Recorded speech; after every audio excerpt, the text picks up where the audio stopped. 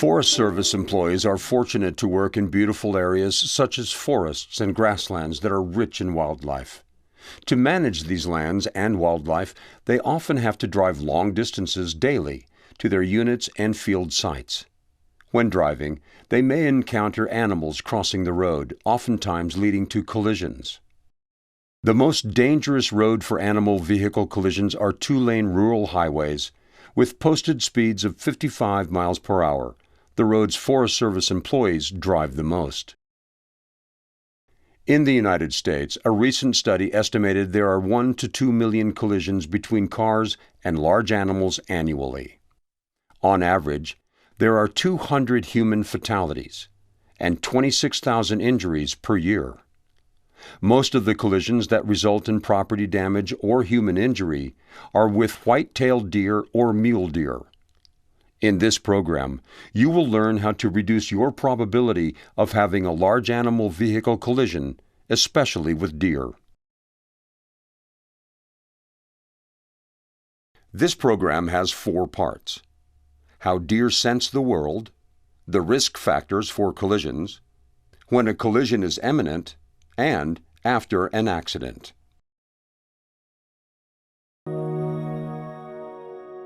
Deer sense the world very differently than people do.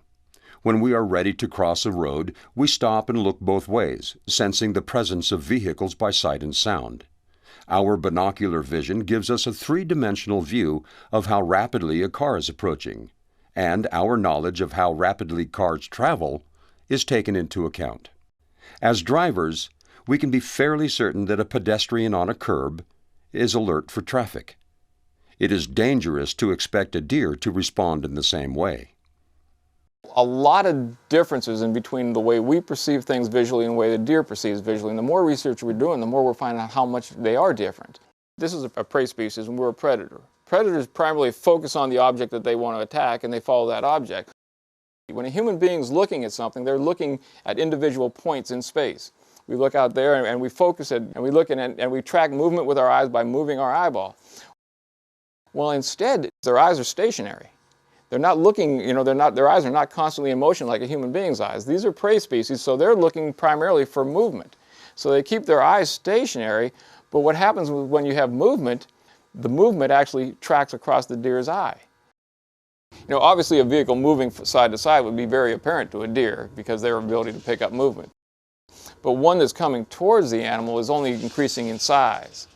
So there's relatively little change in movement, so it almost becomes a stationary object to them. In addition to seeing movement differently than people, deer may perceive less detail.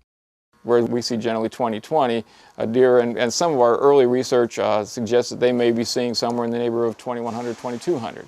In other words, if a deer was going to pass its driver's test, it would have to wear corrective lenses. So they don't have that type of visual acuity, so they don't see things in the same detail we do. But, and that's not what they're designed to do. They're designed to detect movement. One feature deer have over people is night vision. If you look into a deer's eye, one of the first things you'll notice is that they have a narrow slit of a pupil instead of a round pupil like we do.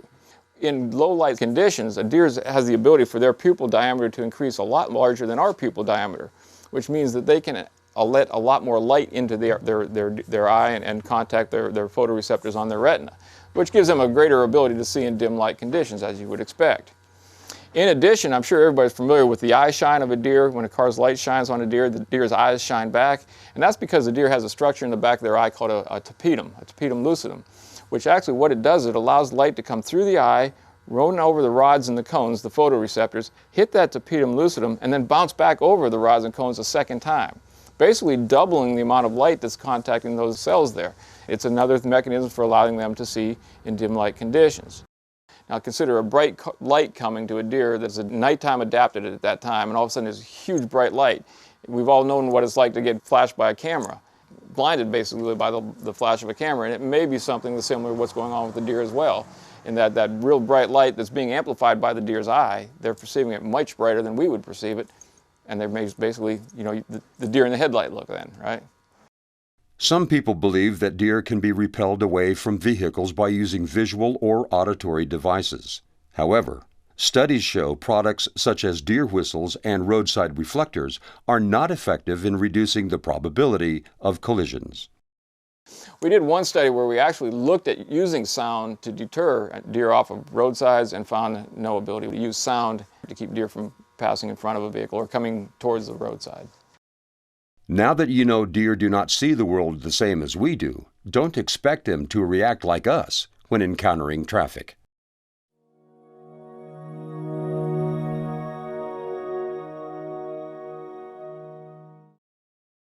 There are risk factors that make you more likely to have a collision with a deer. Important factors to consider are western habitat, eastern habitat, time of day, season, weather, type of road, and type of vehicle. Awareness of these factors will alert you to where the deer are likely to be. Your choices will help reduce the probability of a collision. The Forest Service manages some of the best wildlife habitat in the United States, and as a result has a sizable population of large animals. Because you work in this habitat, you have a higher probability of colliding with an animal. Western and eastern states are characterized by habitat differences that affect where you may encounter animals. Let's first take a look at the West.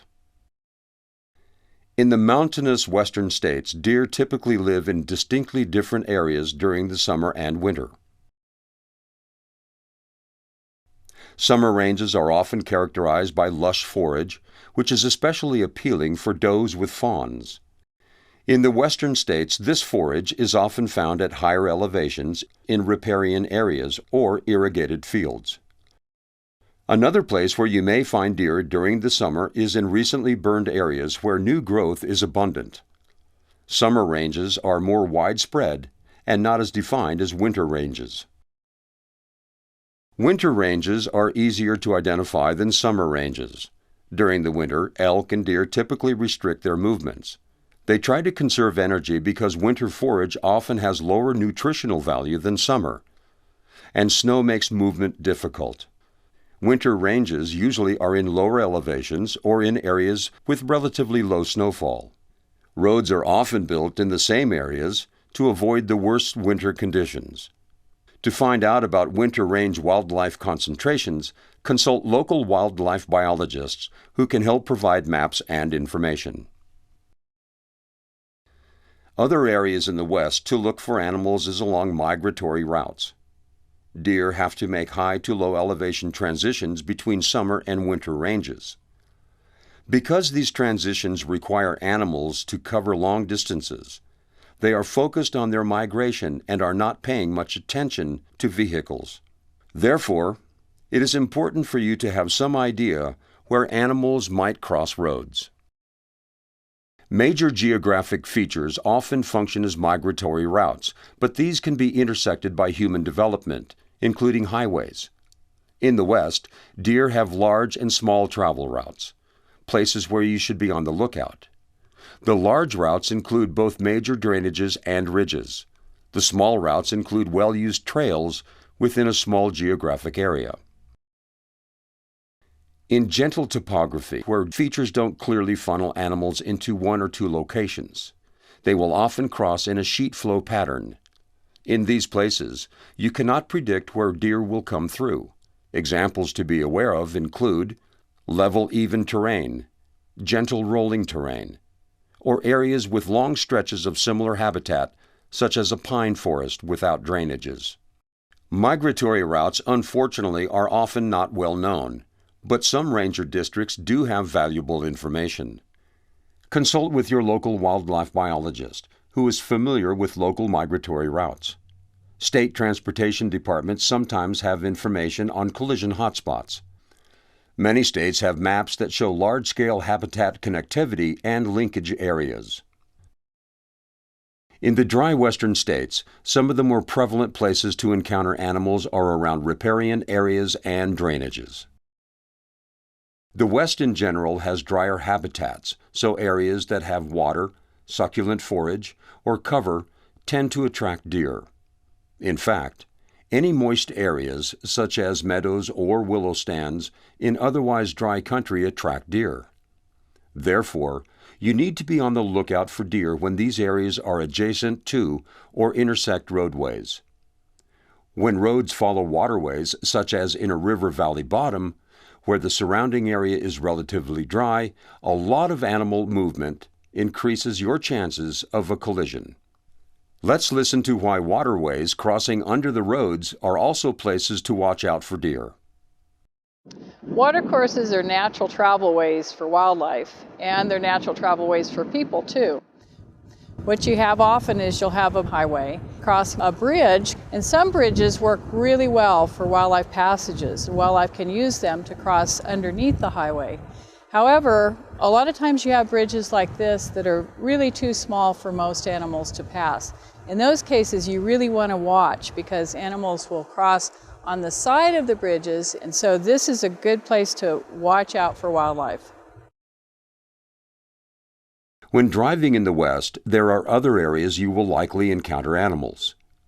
Be on the lookout for deer along transitions between forested areas and open areas. These transitions typically provide both cover and forage, so they are often attractive, especially around dusk and dawn. In places where wildlife fences have been added along highways, you should be on the lookout for animals where the fences end.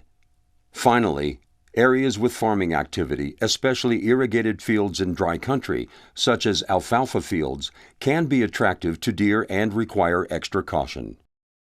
Now, let's look at the eastern United States with its lush forage and reduced number of predators. The deer population is higher in the east than in the west, which means you simply have a higher probability of colliding with one.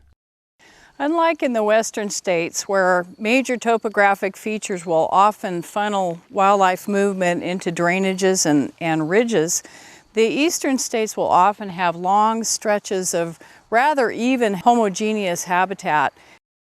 And that makes it difficult to identify certain locations where animals will jump out at you. So you can't really say, well, they're going to be right here. So the best way to deal with that is to have really good situational awareness wherever you are. You are planning on an animal coming at any time. Even though deer may be found just about anywhere in the east, it is still important to be especially vigilant around riparian areas and drainages, transitions between forests and open areas, and farm fields. Also, a common road feature in the east where you should be alert is around vegetated medians between divided highways. Now, let's look at some of the other risk factors for animal-vehicle collisions. Deer are usually more active around the hours of dusk and dawn. This is also when people are more likely to be commuting to and from work. Hence, most collisions occur during these times of diminished light and increased activity. To decrease your probability of a deer-vehicle collision, avoid driving during these hours.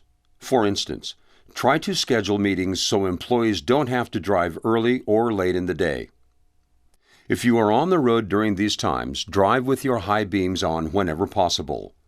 Keep your eyes scanning, looking for eye shine. Don't confuse eye shine for reflector posts. Eye shine is usually characterized by two reflections that are moving. Remember, if you see one deer, look for others because they often travel in small groups. Does frequently travel with a fawn and a yearling. Ask passengers in your vehicle to keep a lookout for deer and to warn you of animals with clear statements such as, "Deer, right."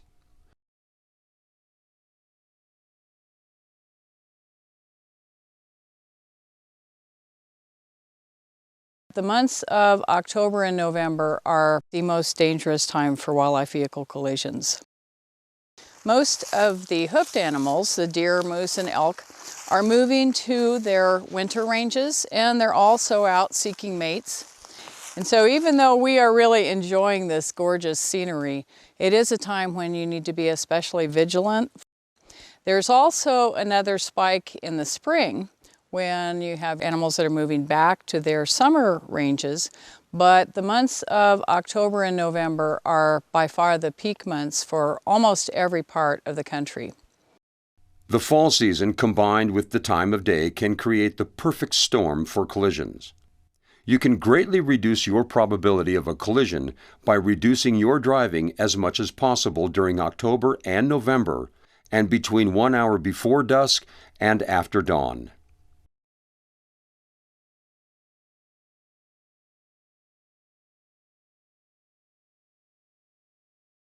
When it comes to the weather, deer are similar to humans.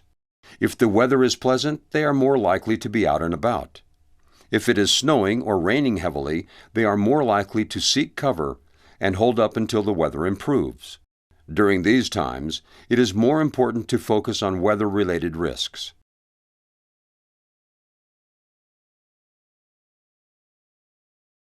Do you know on what road you are more likely to have a deer vehicle collision? The leaping deer sign is usually placed by departments of transportation where deer vehicle collisions have occurred. The absence of a sign does not mean deer won't be there. So, where are collisions more likely? You are more likely to have a collision on rural roads than urban roads. 24 to 35% of all crashes on rural roads are related to animal collisions.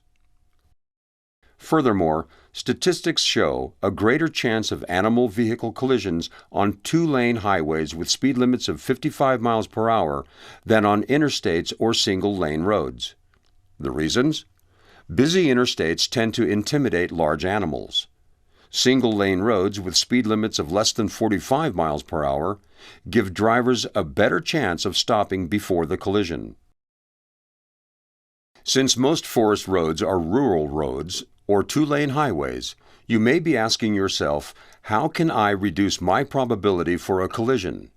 Slowing down or driving well under the flow of traffic may seem safer. In fact, for deer vehicle collisions, driving under 45 miles per hour does reduce your probability of a collision. However, driving slower or faster than the flow of traffic increases your chances of an accident with another vehicle. This speed disparity leads to cars backing up behind a slower vehicle that can result in unsafe passing or rear-end collisions. Don't increase your chances of a car accident in lieu of decreasing your chances of a deer vehicle collision. The most important practice when driving rural roads or two-lane highways is to limit as many of the other risk factors as you can.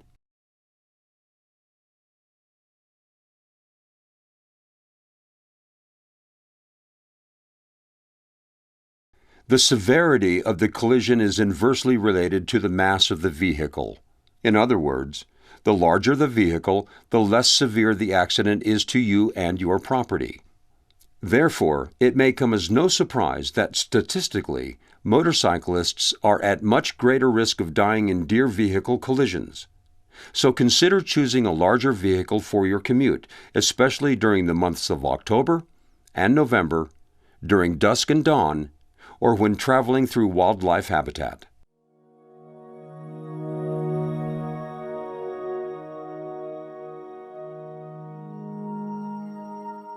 Your odds of being in a serious collision with an animal are low, but the consequences can be quite high. For every 3,000 deer vehicle collisions, there is one human fatality. For larger animals, such as moose, there is one fatality for every 1,000 collisions. So, what are you supposed to do when a collision with an animal is imminent? First of all, do not honk your horn. Honking won't guarantee an animal will run away. It may simply confuse or spook the animal, causing it to run in the wrong direction or lose its footing, worsening the situation. If you're at a point where you see a deer far enough away that you think honking your horn or flashing your lights, you've got time to make that decision, you also got time to apply the brakes. And that's the more important thing to do, is just slow down and give that deer more time to make its decision, what it's going to do. If there is no time to brake, the question becomes, should you hit the animal or swerve? The safest approach is to always maintain control of your vehicle and go ahead and hit the animal, even though this may be very difficult emotionally. Do not swerve sharply, because the consequences may be even more severe if you roll your vehicle, hit a large tree, or face a head-on collision. Studies of rural collisions often attribute single vehicle fatalities to motorists swerving in an attempt to avoid hitting an animal. If you hit an animal, maintain control of your vehicle with both hands on the steering wheel. If you can, and no one is behind you, firmly activate your brakes without losing control or going into a skid. If you can relieve pressure on the brakes right before you hit the animal, do so. The nose of the car will come back up, so the animal is less likely to come through the windshield.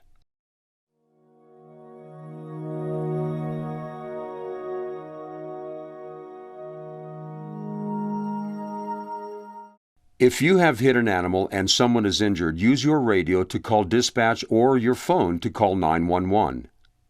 You should also call dispatch or 911 if the animal is still alive and needs to be put down, or if the animal is dead but causing a safety hazard on the road.